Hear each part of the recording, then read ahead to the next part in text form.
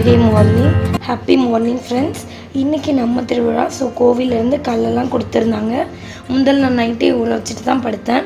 இன்றைக்கி என்ன பிரேக்ஃபாஸ்ட் செய்யறதுன்னு யோசிச்சுட்டு இருக்கக்குள்ள வெண்பொங்கல் செய்யலாம் அப்படின்னு சொல்லிட்டு பாசிப்பருப்பு கொஞ்சமாக பச்சரிசியும் சேர்த்து நல்லா வாஷ் பண்ணிவிட்டு ஒரு 7-8 விசில் வச்சு நல்லா குழச்சி கொஞ்சமாக மிளகு ஜாஸ்தி முந்திரி பருப்பு 1 டேபிள் ஸ்பூன் நெய் சேர்த்து பண்ணியிருந்தேன்.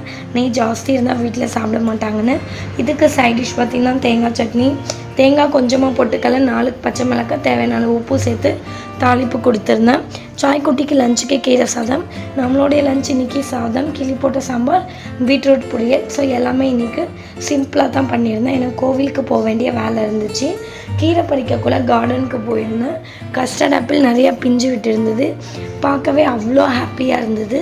நம்ம திருவிழாப்போ என்னென்ன ஸ்பெஷல் அப்படின்றது எல்லாத்தையும் சாட்டர்டே விளாகில் கண்டிப்பாக உங்களுக்கு காமிக்கிறேன்.